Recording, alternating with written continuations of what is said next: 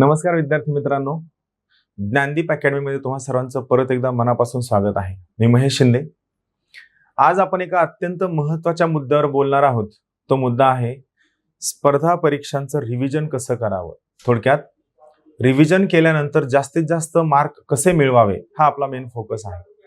आता मग एक महत्त्वाचा प्रश्न हा येतो की रिव्हिजन का महत्त्वाचं आहे? तर रिव्हिजन मार्कांपेक्षा सुद्धा का महत्त्वाचं आहे? तर रिव्हिजन हे तुमची टेम्परामेंट किंवा तुमची मानसिकता जपण्यासाठी अत्यंत महत्त्वाचं आहे. तुम्हा सर्वांपैकी ज्या सगळ्यांनी परीक्षा दिली आहे त्यांना अंदाज आहे की एक्झाम सेंटरमध्ये एंट्री करण्याच्या अगोदर एखादा मित्र काहीतरी एखादा मुद्दा सांगतो आणि आपल्याला लक्षात येतं की आपण हे दुसऱ्यांदा वाचलेलं नाही किंवा पहिल्यांदा खूप पळत पळत वाचले किंवा आपण याला रिव्हिजन केलं नाही आणि आपण तो मुद्दा की रे माझं रिव्हिजन झालं नाही आपण डोक्यात घेतो आणि आपण डोक्यात घेऊन एक्झाम हॉलमध्ये जातो. त्या टॉपिकवर कधी प्रश्नही येत नाही, आलेला नसतो. मात्र काय असतं, तो स्ट्रेस आपण जो घेऊन जातो ना, तो स्ट्रेस जास्त घातक आहे. कारण तो स्ट्रेस काय करतो, तो स्ट्रेस तुम्हाला कंटिन्यू त्या ठिकाणी तुम्हाला त्रास देत असतो पूर्ण परीक्षा संपेपर्यंत. फॉर एक्झाम्पल, माझा एक मित्र आहे, मेडिकल सीईटीची परीक्षा द्यायला जायचा होता. तो किस्सा सांगत होता. तुम्हाला आठवत असेल की त्यावेळेस मेडिकल सीईटीची परीक्षा देण्यासाठी तुम्हाला तुमच्या शाळेमध्ये जाऊन फॉर्म भरावे लागायचे. आजच्या सारखं नाही. त्यावेळेस शाळेत जाऊन सगळं ऍप्लिकेशन सगळं घ्यावं लागायचं. तो शाळेत गेला तर त्यावेळेस तो अभ्यास करायचा कुठंतरी नांदेडला आणि त्याचा दुसरा मित्र तो अभ्यास करायचा कुठेतरी लातूरला. मग तो नांदेडवरनं इथं आला फॉर्म भरण्यासाठी आणि लातूरचा मित्र सुद्धा आला आणि लातूरच्या मित्रानं काय केलं, त्या ठिकाणी 2-4 नवीनच गोष्टी सांगितल्या. आता काय झालं, हा नांदेडचा जो मित्र या ठिकाणी आला, जेव्हा त्याला कळलं की लातूरला काहीतरी वेगळाच अभ्यास होतोय आणि आपल्याला हे माहितच नाही, तर तो पुढचे 1.5-2 महिने याच टेन्शनमध्ये की अरे माझा अभ्यास काही चांगला नाही झाला, आमच्या इथं चांगलं होत नाही, अमकं तमकं, लातूरला खूप चांगलं होतं. सीईटी झाली, दोघंही MBBSला लागले. मात्र ज्याने नांदेडला अभ्यास केला अभ्यास त्याला खूप चांगले मार्क पडले ऍज कम्पेअर टू लातूर. बरोबर आहे. आता इथं कसं आहे की शहर मॅटर करत नाही. मॅटर काय करतं, ज्याने कुणी अभ्यास केलाय. फक्त काय झालं, हा जो नांदेडचा सीईटीची तयारी करणारा विद्यार्थी होता, याचं काय झालं की त्याने खूप अभ्यास केला असेल हा विचार पुढचे 1.5 महिने याच्या डोक्यामध्ये होते आणि यामुळे काय झालं की याचा पुढचा 1.5 महिन्याचा अभ्यासाचा काय झाला, बोऱ्या वाजला आणि याला चांगलं कॉलेज न मिळता साधं कॉलेज मिळालं. म्हणजे जे असतं ना आपल्याला की मला हे मोठं कॉलेज हवंय, अमकं हवंय, तमकं हवंय, तसं मोठं कॉलेज न मिळता त्याला एक साधारण कॉलेज मिळालं आणि जो आयुष्यावर खंत करत राहिला की जर त्यावेळेस मी हा विचार केला नसता तर आज मला 4-5 मार्क जास्त पडले असते आणि मला माझ्या इच्छेचं कॉलेज मिळालं असतं. हे सांगण्याचा उद्देश काय माहितीये, हे सगळं तुमच्यासोबत सुद्धा घडतं. स्पर्धा परीक्षा करणाऱ्या विद्यार्थ्यांसोबत सुद्धा घडतं. किंवा कुणीतरी येतो आणि म्हणतो की नाही माझे 10 रिव्हिजन झाले.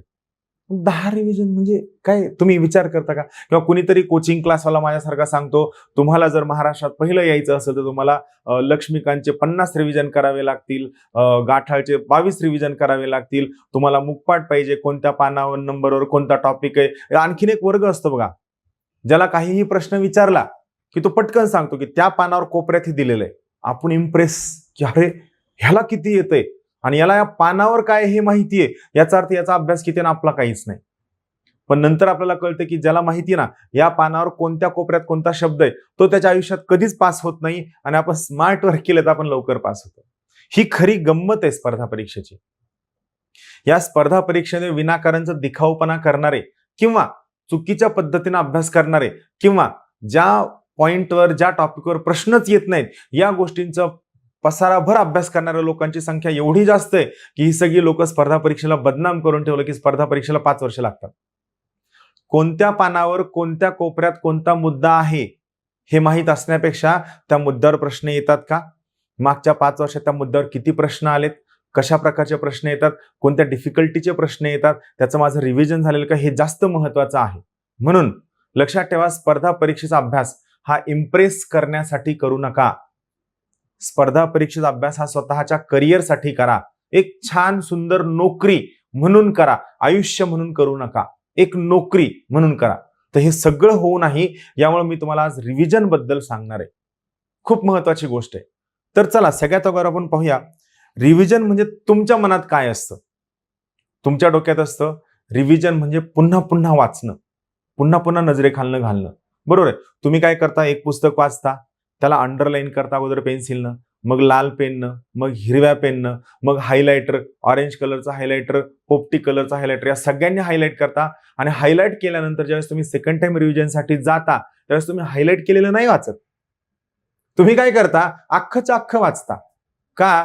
कारण तुम्ही ज्यावेळेस पहिल्यांदा वाचत असताना त्यावेळेस वाचताना तुम्ही ते समजून घेण्यापेक्षा तुमचा जास्तीचा कल हा त्या अंडरलाईन करण्याकडे असतो. अंडरलाईन कशी करावी, काय करावी यावर सुद्धा मी सविस्तर बोलणार आहे. आपण ते नंतर पाहूया. मग काय होतं की आपण तो कंटेंट समजून घेत नाही, आपण तो टॉपिक समजून घेत नाही आणि आपण यात खुश असतो की एकदा लाल पेननं झालं, एकदा हिरव्या पेननं झालंय, एकदा हायलाइट, दोन्ही हायलाइट पेन्सिलनं झालंय आणि बाजूला ते असं बघा, असं समजा असं लिहिलेलं सुद्धा आहे, इथं असं लिहिलेलं, इथं लिहिलेलं सुद्धा आहे. म्हणजे तुम्ही पुस्तक रंगवलंय, पण इथं किती गेलंय, पुस्तक किती रंगवलं हे महत्वाचं नाहीये, इथं किती गेलं हे महत्वाचं आहे. सो लक्षात ठेवा, रिव्हिजन म्हणजे पुन्हा पुन्हा वाचणं हा सुद्धा गैरसमज आहे. दुसरं, रिव्हिजन म्हणजे नोट्स वाचणं. तिसरं, रिव्हिजन म्हणजे पुस्तकातील अंडरलाईन केलेलं वाचणं. हे सगळे रिव्हिजनचे हिस्से आहेत, पण रिव्हिजन ही एक प्रोसेस आहे. मी तुम्हाला प्रोसेस समजून सांगणार आहे. तुम्ही या सगळ्या गोष्टी सेपरेट करता, तर या सेपरेट न करता या सर्व गोष्टी आपण एकत्रितपणे कसं करणार आहोत, या सर्व गोष्टी आपण इंटिग्रेटेड पद्धतीनं कशा करणार आहोत, ते करणं म्हणजे आपलं रिव्हिजन. त्यानंतर रिव्हिजन म्हणजे आठवण्याचा प्रयत्न करणं. तुम्ही खूपदा बघा, काहीतरी अभ्यास करता, अभ्यास केल्यानंतर चहाला जाताना आठवण्याचा प्रयत्न करता. हा, आणि जर चहा पिताना नाही आठवलं तर मग आपला तिथून पुढे अभ्यासच होत नाही. जेवायला बसल्यानंतर आठवण्याचा प्रयत्न करता. अरे एका वेळी एकच काम करा. तुम्ही रजनीकांत नाहीयेत, तुम्ही कम्प्युटर नाहीयेत मल्टीटास्किंग करणार. जेवायला बसलाय, जेवण करा. चहाला आलाय, का आलाय? रिलॅक्स व्हायचंय, माइंड फ्रेश करायचंय, ब्रेनला विश्रांती द्यायची आहे, ब्रेनला रेस्ट द्यायची आहे, त्याला आराम करायचा आहे आणि त्यामुळे त्या ठिकाणी तुम्ही चहा पिण्यासाठी आलाय. तिथं येताना तुम्ही तिथं पण डिस्कस करा. त्यापेक्षा मग काय करा, अभ्यासिकेतच बसून चहा प्या, इमॅजिनरी चहा प्या. आलं लक्षात? चहाला गेलाय, जेवायला गेलाय. काही लोकांना पिक्चरला गेल्यानंतर अभ्यास करताना मोबाईल काढून बघायची सवय असते की हा आपण हे वाचलंय. गेलाय पिक्चरला, मस्तपैकी निवांत छान पिक्चर बघा, विनाकारण नका आठवण्याचा प्रयत्न करू. दुसरं, स्वतःला तपासणं. पुस्तक वाचताय, पान बंद करणं, आठवणं, हे पण रिव्हिजन नाही, चुकीची पद्धत आहे. स्वतःला घाबरवून टाकणं. अरे मला हे एवढं साधं लक्षात राहत नाही म्हणजे काय, आता मी काय अभ्यास करण्याच्या लायकीचा नाही, मी MPSC करण्याच्या लायकीचा नाही, स्पर्धा परीक्षेत माझं काय निभाव लागणार नाही. स्वतःला बिलकुल घाबरवायचं नाही. स्वतःला कमी लेखणं. तुम्ही ज्या पद्धतीने रिव्हिजन करताय किंवा ज्या पद्धतीने तुम्ही स्वतःला तपासता, यामधनं तुम्ही स्वतःला घाबरवून टाकता, स्वतःला कमी लेखता आणि मग तुम्हाला टेन्शन यायला सुरू होतं. आणि मग तुम्हाला टेन्शन आलं की मग तुम्ही इन्स्पिरेशनल व्हिडिओ शोधायला सुरू करता. कोण जास्त इन्स्पिरेशन देतो, माहेश्वरी देतो का बिंद्रा देतो का आणखीन काय देतो, मग तुम्ही इन्स्पिरेशन शोधायला लागता. त्या इन्स्पिरेशन मध्ये पण तुम्हाला कंटाळा येतो, कारण तुम्ही तिथं पण काय करता, तुम्ही त्या इन्स्पिरेशनच्या पण नोट्स काढता. बरोबर आहे. मी खूप लोकांना असं बघितलंय, 2दा-3दा बघायचा व्हिडिओ बरं का, मला नोट्स काढायच्यात. म्हणजे माझ्यासाठी काय महत्वाचं आहे, नोट्स काढणं हे मेकॅनिकल काम आहे, कारकुनी काम आहे. तुम्हाला जे काय सगळं ते इथं न्यायचंय, पण लक्षात ठेवा, इथं नेण्याच्या अगोदर इथं न्यायचं याची प्रॅक्टिस झाली पाहिजे, याची तुमची क्षमता डेव्हलप झाली पाहिजे, हे तुमच्या लक्षात राहिलं पाहिजे. तुम्हाला कसं करायचं याची तुमची टेक्निक डेव्हलप झाली पाहिजे. तुम्ही आज ठरवता नाही, आता आजपासून मी फक्त मेमोराईज करणार आणि महिनाभर काहीच मेमोराईज नाही झालं की परत मग टेन्शन, इन्स्पिरेशन आणि मग ही व्हिशियस सायकल काय होते, कंटिन्यू राहते. त्यानंतर पुढचं काय, सगळंच्या सगळं पुस्तक पुन्हा वाचणं. म्हणजे भारताची अर्थव्यवस्था कृषीप्रधान आहे, भारताची अर्थव्यवस्था ग्रामीण आहे, भारताची लोकसंख्या मोठी आहे, भारत हा विकसित कंट्री आहे, हे जे प्रत्येक चॅप्टरच्या स्टार्टला जे इंट्रोडक्शन असतं हे अख्खच्या अख्खं तुम्ही सगळं वाचता.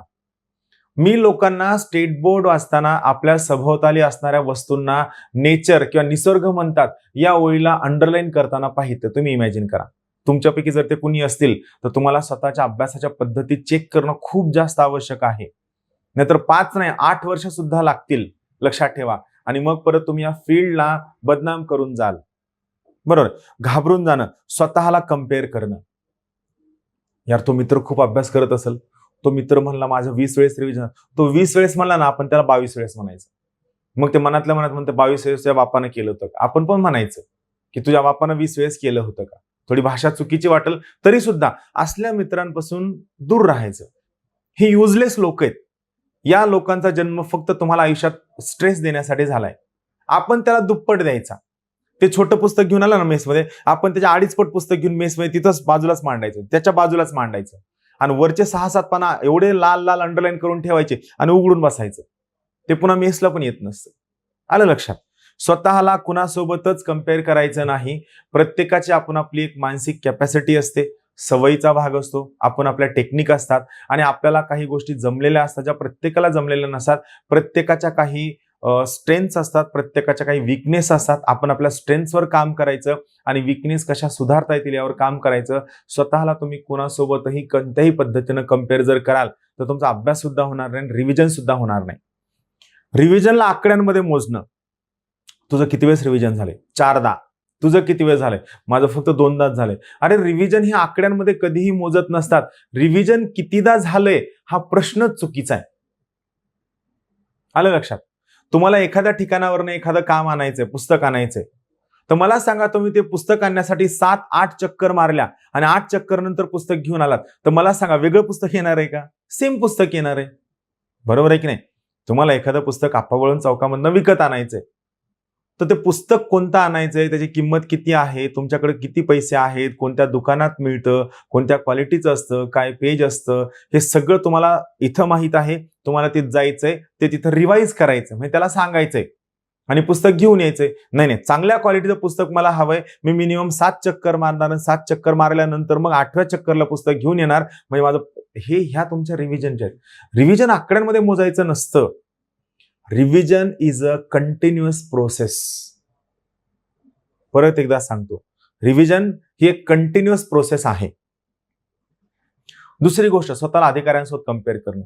त्याची हाईट माझी हाईट, त्याचे 10वीचे टक्के माझे टक्के, त्याचं कॉलेज माझं कॉलेज सेम आहे. तो म्हणायचा मी कधीच रिव्हिजन नाही केलं, मी पण कधीच रिव्हिजन करत नाही.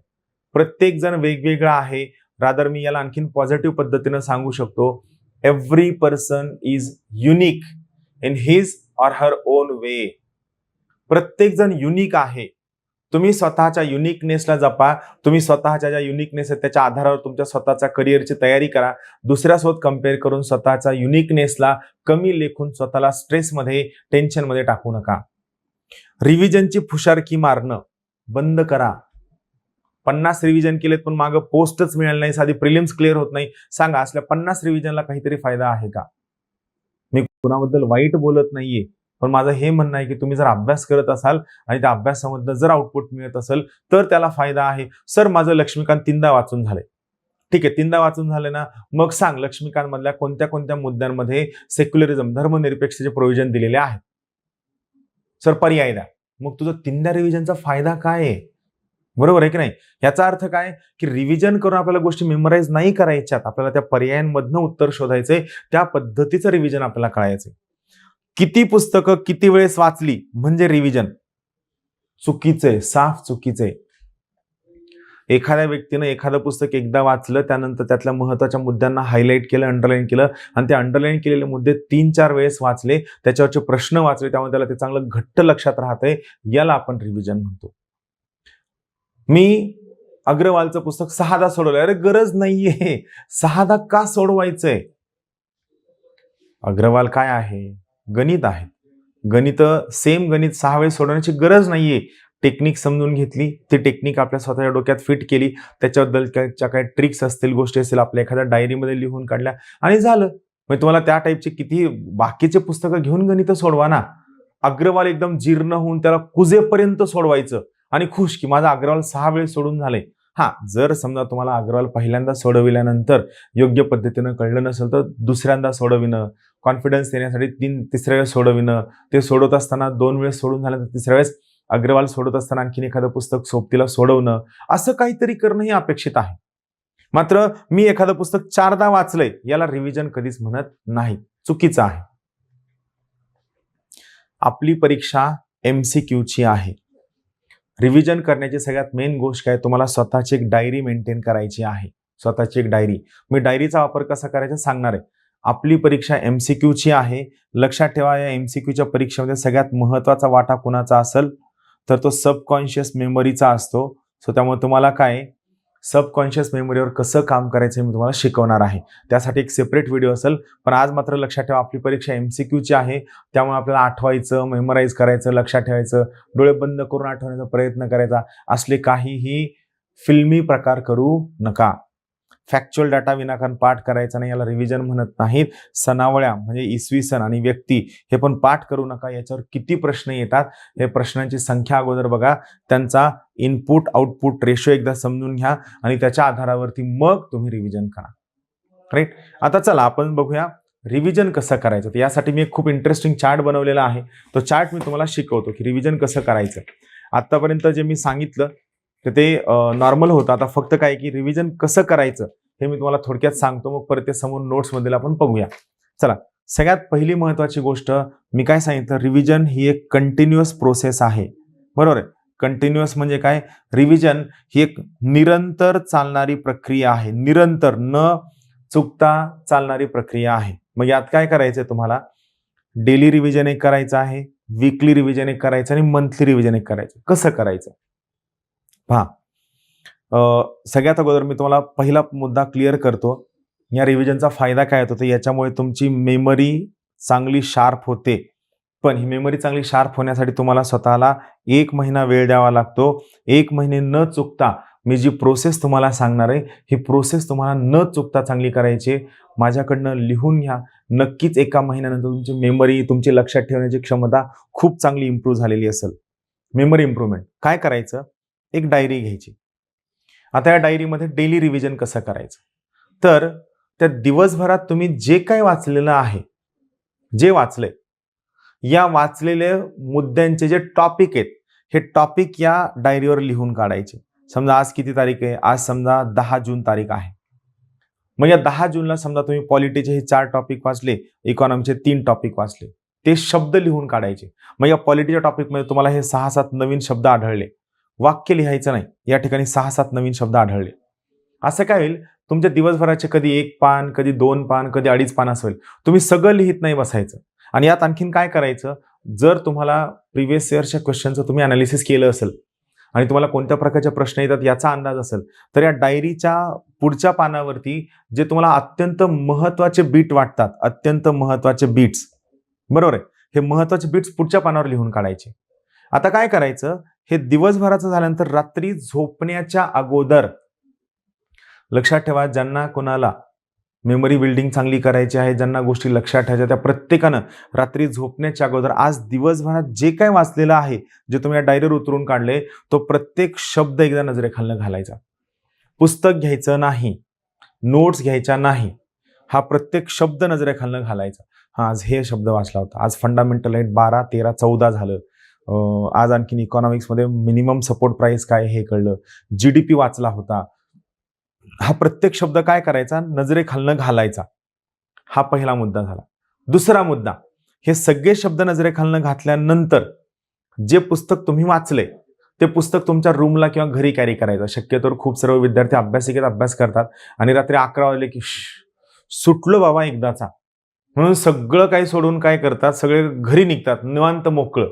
नाही, जे पुस्तक वाचले, एखाद दुसरं पुस्तक, जर 5 पुस्तकं वाचले असेल तर 5 पैकी 2 घेऊन जा. 5 पुस्तक वाचणारा युनिक अँटिक स्पीशीज सध्या नाहीये, पण एखाद दुसरी असते. कारण मला प्रश्नावरून कळतं ना, सर मी दिवसाला 6 पुस्तक वाचले तर काय करू, मी त्याला म्हणत असतो एखादा टेम्पो कर, नेऊन आणून जा पुस्तकं. तर 2 पुस्तकं, समजा 2 पुस्तकं कॅरी करायचे. आता सगळ्यात अगोदर तुम्ही काय केलं, त्या डायरीवर जे काय वाचलंय हे तुम्ही नजरेखालनं घातलं. आता जे पुस्तक तुम्ही वाचले, त्या पुस्तकातले समजा तुम्ही 20-25 पानं वाचले असतील, 30 पानं वाचले असेल, तर पान पलटवायचं, पान नजरेखालनं घालायचं. पानामधला शब्दही वाचायचा नाही, फक्त पानामधले जे टायटल्स आहेत, जे तुम्ही वाचलेत, ते टायटल्स तेवढे नजरेखालनं घालायचे. तेवढे टायटल्स फक्त बघायचे, पानामधलं काहीही वाचायचं नाही. वाचायला जाल तर परत सगळ्या गोष्टी नवीन वाटतील, तुम्हाला ही सवय करायची. हे झालं दिवसाचं. आठवड्यामध्ये कोणताही अर्धा दिवस, हाफ डे, आठवड्यामधला कोणताही हाफ डे तुम्हाला काय करायचं आहे, वीकली रिव्हिजनसाठी द्यायचं आहे. प्रिफरेबली शनिवारी दुपारनंतर. कारण काय असतं की उद्या रविवार असतो, शनिवारी अभ्यास करायची इच्छा नसते, रविवारी आपला दिवस कुठं जातो कळत नाही, मग शनिवारी आपण 5 वाजल्यानंतरच कपडे धुवायला जाणं, कुठंतरी चक्कर मारायला असं आपण करतो. असं न करता दर शनिवारी शक्यतोवर दुपारच्या जेवणानंतरचा जो अर्धा दिवस आहे, त्या आठवड्याभरात काय केलं, जे तुम्ही डायरीत मेंटेन केलेलं आहे, कारण तुम्ही रोज डायरी मेंटेन करताय, त्या डायरीत मेंटेन केलेलं हे नजरेखालनं घालायचं आठवड्याभराचं. आणि सोबत जी पुस्तकं आठवड्याभरात वाचली आहेत ती पुस्तकं परत एकदा नजरेखालनं घालायची, ते पानं सगळे नजरेखालनं घालायचे. हे वीकली रिव्हिजन जसं आपण दिवसाला करतो, रोज करतो, सेम आठवड्यात करायचं. आणि महिन्यातला एक पूर्ण दिवस प्रिफरेबली महिन्याचा शेवटचा दिवस, या शेवटच्या दिवशी आपण महिन्याभरात काय केलंय हे नजरेखालनं घालायचं. राहील लक्षात? आता हे झाल्यानंतरचा पुढचा जो महिना आहे, पुढच्या महिन्यात नेक्स्ट महिन्यात 2 दिवस द्यायचे. एक दिवस कोणाला, तर त्या महिन्यात वाचलेली गोष्ट, आणि एक दिवस कोणाला त्याच्या अगोदरच्या महिन्याला. ही रिव्हिजनची सायकल करायची. माझं पर्सनल मत आहे, मी स्वतः ही पद्धत फॉलो करायचो. 1 महिना जर तुम्ही हे सर्व फॉलो केलं तर मला पर्सनली वाटतं की तुम्हाला नक्कीच तुमची स्मरणशक्ती सुद्धा वाढेल, लक्षात राहण्याची पद्धत सुद्धा वाढेल, आणि सगळ्यात महत्त्वाची गोष्ट, तुम्हाला स्वतःवर कॉन्फिडन्स येण्यासाठी सुरू होईल की नाही माझ्या लक्षात राहतं. आता काय होतं माहिती का, तुम्ही स्वतः एवढ्या गोष्टी लक्षात ठेवण्याचा प्रयत्न करता आणि त्या लक्षात नाही राहिल्या की ऑटोमॅटिकली तुम्ही स्वतः टेन्शन घ्यायला सुरू करता. नाही घ्यायचंय. या सगळ्या गोष्टींना हळूहळू तुम्हाला स्वतःला वेळ द्यायचा आहे. याला वेळ दिला तर ऑटोमॅटिकली तुमचा स्कोर वाढेल. मात्र ही सगळ्यात मेन आहे. तुम्ही काहीही व्हिडिओ न पाहता हे जरी पाहितलं तरी तुम्हाला मोर दॅन सफिशियंट गोष्टी कळतील. रिव्हिजन मात्र अत्यंत आवश्यक आहे. रिव्हिजन केल्याशिवाय तुमचा स्कोर वाढत नाही. आता मग रिव्हिजन करताना काय करायचं? अंडरलाईन केलेल्या गोष्टी वाचायच्या. काय होतं अंडरलाईन केल्यानंतर, अरे ही ओळ मी अंडरलाईन केली पण याचा अर्थ मला माहित नाही, तरी सुद्धा अंडरलाईन केलेलीच गोष्ट वाचायची. पूर्ण नाही वाचायचं. पूर्ण वाचणं म्हणजे पुस्तक वाचणं बिलकुल नाही. पुढची महत्वाचा मुद्दा, रिव्हिजन करत असताना कोणत्याही प्रकारचं टार्गेट ठेवायचं नाही. 4दा रिव्हिजन करायचंय, 5दा रिव्हिजन करायचंय, आज तासाभरात रिव्हिजन करायचंय, असं कधीही होत नाही. माझं काय म्हणणं आहे की माझे एवढे रिव्हिजन झाले आणि तुम्ही मित्राला जाऊन सांगितलं किंवा मेसमध्ये सांगितलं, मेसच्या काकू म्हणतील वा वा खूप छान, मिळाली का पोस्ट? नाही. किती रिव्हिजन झालेत यापेक्षा ते रिव्हिजन किती परिणामकारक झालेलं आहे, तुम्हाला त्यातनं मुद्दे कळलेत का, तुमचा स्कोर वाढतोय का, तुमचे प्रश्न करेक्ट येत आहेत का, हे सर्व त्यामध्ये कव्हर व्हायला हवं. सो टार्गेट ठेवायचं नाही. रिव्हिजन करत असताना किंवा तुमचा एकदा अभ्यास झाल्यानंतर कोणतेही मुद्दे किंवा कोणत्याही गोष्टी जबरदस्ती आठवण्याचा प्रयत्न करायचा नाही. लक्षात ठेवा, विनाकारण जबरदस्ती आठवण्याचा प्रयत्न करू नये. हे सगळ्यात चुकीचं आहे. आठवण्याचा विनाकारण प्रयत्न करायचा नाही. रिव्हिजन करताना तुमचा प्लॅन कसा आखायचा, तर मार्कांच्या इनपुट आउटपुट रेशोवरती रिव्हिजनला किती वेळ द्यायचा हे ठरवायचं. रिव्हिजनची प्रायोरिटी कशावर ठरवायची? इनपुट आउटपुट रेशोवरती. जसं मी मागील लेक्चरमध्ये सांगितलं होतं की तुमचा अभ्यास करताना सुद्धा मागील प्रश्नपत्रिकांचं विश्लेषण करत असताना high scoring topic, medium scoring topic आणि लो स्कोरिंग टॉपिक हे जे आपण विश्लेषण ठेवतो, सेम तुम्हाला इथं सुद्धा फॉलो करायचं. रिव्हिजन करताना सुद्धा ज्या टॉपिकवर खूप जास्त प्रश्न येतात त्याला रिव्हिजनला जास्त वेळ द्यायचा, ज्याच्यावर मीडियम प्रश्न येतात त्याला रिव्हिजनला कमी वेळ द्यायचा, आणि ज्यावर खूप कमी प्रश्न येतात किंवा ज्यावर प्रश्न येत नाहीत या टॉपिकला एक्झाम जवळ आलेल्या काळात रिव्हिजन द्यायचं, कारण ते तुम्ही त्यावेळेस विसरणार नाही. लक्षात ठेवा, रिव्हिजन देत असताना सुद्धा तुमच्याकडे मार्कांचं विश्लेषण तयार असायला हवं. तुम्हाला कोणते टॉपिक खूप महत्त्वाचे आहेत, अत्यंत महत्त्वाचे आहेत, आणि कोणत्या टॉपिकचा इनपुट आउटपुट रेशो खूप चांगला आहे हे तुम्हाला क्लिअर असणं आवश्यक आहे. हाय स्कोरिंग टॉपिकचं रिव्हिजन, मीडियम स्कोरिंग टॉपिकचं रिव्हिजन आणि लो स्कोरिंग टॉपिकचं रिव्हिजन या सोयीनं तुम्हाला करायचं आहे. आता हे करत असताना मला आणखीन एक महत्त्वाचा मुद्दा तुम्हाला सांगायचा जो तुमची मेमरी खूप चांगली बिल्ड करेल. काय? सकाळच्या वेळी ज्यावेळेस आपण एकदम फ्रेश असतो, ज्यावेळेस आपण कुणाला भेटलेलं नसतो, भांडलेलं नसतो, चहावाल्यासोबत, नाश्त्यावाल्यासोबत, ऑटोवाल्यासोबत, मेसच्या काकूंसोबत, महेश शिंदेसोबत, एवढ्या लोकांसोबत आपलं भांडण झालेलं नसतं. अशा सकाळच्या फ्रेश वेळी ज्या टॉपिकला खूप जास्त मार्क्स असतात ते वाचण्याचा, ते रिव्हिजनचा किंवा ते गो थ्रू करण्याचा रोज अर्धा तास वेळ देणे, एक दिवस आड किंवा तुमच्या सोयीनं द्यायचा वेळ. कारण हा जो वेळ आहे ना, हा सगळ्यात क्रुशियल आहे, ज्याच्या आधारावरती तुमचा स्कोर खूप चांगला होणार आहे. ही सगळ्यात महत्वाची प्रोसेस आहे. सकाळी अभ्यासिकेत बसल्या बसल्या जो अर्धा तास आहे तो सगळ्यात क्रुशियल आहे. किंवा जर तुम्ही हॉस्टेलला राहत असाल आणि हॉस्टेलमध्ये आवरण्यासाठी वेळ लागत असेल तर उठल्यानंतर तुमच्या बेडवरती पहिला अर्धा तास याला वेळ द्यायचा. स्कोरिंग टॉपिक, ज्या टॉपिकवर खूप जास्त स्कोर येतो त्याची आपली सेपरेट डायरी मेंटेन करायची आणि ते सकाळी उठल्यानंतर नजरेखालनं घालायचं. माझं म्हणणं, जर तुम्ही रोज अर्धा तास हा वेळ याला दिलात ना किंवा एक दिवस आड वेळ दिलात ना, तर 100% तुम्ही क्लास 1 होण्यापासून तुम्हाला कोणीही रोखू शकणार नाही. फक्त पुस्तकं वाचणं म्हणजे अभ्यास नाही. अभ्यासिकेत बसणं म्हणजे अभ्यास नाही. पुस्तक किती वेळेस वाचले, रिव्हिजन किती वेळेस केले हे सुद्धा अभ्यास नाही. तुम्हाला काही गोष्टी पर्पजफुली कराव्या लागतील, जो किलर इन्स्टिंक्ट आपल्यामध्ये खूप कमी आहे. आपण स्पेसिफिक त्या गोष्टीवर काम करत नाही. आपण काय करतो, आपण मजुरी करतो. तुम्ही ज्या पद्धतीने अभ्यास करता त्याला मी मजुरी करणं म्हणतो. आता हे करंटचं पुस्तक आहे, अख्खं पहिल्या पानापासून शेवटच्या पानापर्यंत वाचणार. अरे पण हा विचार कर की त्याच्यावर प्रश्न किती आले. बरं त्या टाईपच्या प्रश्नांचा स्कोर तुझा चांगला येतो का, हा विचार करणं खूप जास्त गरजेचं आहे. आणि जर तो विचार होत नसेल तर त्याला काहीच अर्थ नाहीये. स्मार्ट वर्क आणि त्यासोबत प्रोफेशनल वर्क झालं पाहिजे. मला सांगा, माझे 2 बिझनेस आहेत. एक सोन्याचा बिझनेस आणि दुसरा प्लास्टिकचा बिझनेस आहे. तर मी सोन्याच्या बिझनेसला 6 तास आणि प्लास्टिकच्या बिझनेसला 6 तास चालेल का? नाही चालणार ना. कारण 1 ग्राम सोनं, 1 तोळा सोनं विकल्यानंतर मला 50,000 मिळणार आहेत आणि 1 किलो प्लास्टिक विकल्यानंतर मला 5 किंवा 10 रुपये मिळणार आहेत. मग मी 6 तास का देऊ हे तुम्हाला कळत नाहीये. का? कारण तुम्हाला लोकांना दाखवायचं तुम्ही किती अभ्यास केला. तुम्हाला लोकांमध्ये फुशारकी मारायची आहे. तुम्हाला स्वतःला मी किती हुशार आहे हे दाखवायचंय. काही अर्थ नाही. इव्हन जी लोक फुशारकी मारणारे, मी किती हुशारी दाखवणारे असतात ना, ही लोक पास झाल्यानंतर सुद्धा सिस्टीम मध्ये कधीही सगळ्यांसोबत मिक्स होऊ शकत नाहीत. या लोकांचं कुणीही नसतं. या लोकांसाठी पळून येऊन काम करणारं कुणीही नसतं.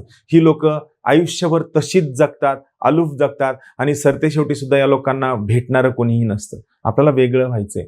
आपल्याला अभ्यासासोबत एक चांगला अधिकारी व्हायचंय.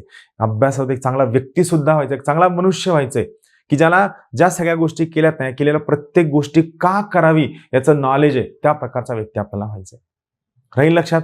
तर या पद्धतीने रिव्हिजन करण्यासाठी सुरू करा. रिव्हिजन केलं तर चांगला स्कोर येईल, अदरवाईज नाही. रिव्हिजनचा वापर स्मरणशक्तीची क्षमता वाढविण्यासाठी सुद्धा खूप चांगल्या पद्धतीने होऊ शकतो. हे तुम्ही प्रत्येकानं लक्षात ठेवणं अत्यंत आवश्यक आहे. चालेल? तर हे या ठिकाणी होतं. रिव्हिजन लक्षात घ्या. मी सांगितलेली डायरीची मेथड, सकाळची मेथड आणि ह्या सगळ्या पद्धती फॉलो करा. हे तलाठी भरती, पोलीस भरती, राज्यसेवा, कंबाईन या सगळ्यांना लागू होतं. मागे मी प्रश्नपत्रिका विश्लेषणचा व्हिडिओ घेतला तर कंबाईनच्या विद्यार्थ्यांनी विचारलं, सर कंबाईनसाठी पण वेगळा व्हिडिओ घ्या ना. राज्यसेवा आणि कंबाईनमध्ये असं काहीच फरक नाहीये. 0% फरक आहे. सिलेबसमध्ये पण 10 ते 20% फरक आहे आणि पॅटर्न फक्त वेगळा आहे. बाकी काहीही फरक नाही. म्हणून हे सगळ्या परीक्षांना लागू होतं. हे व्यवस्थित फॉलो करून अभ्यास करा. सर्वांना खूप खूप शुभेच्छा. लवकरात लवकर नवीन व्हिडिओ घेऊन आपण भेटूया. तोपर्यंत धन्यवाद. थँक्यू.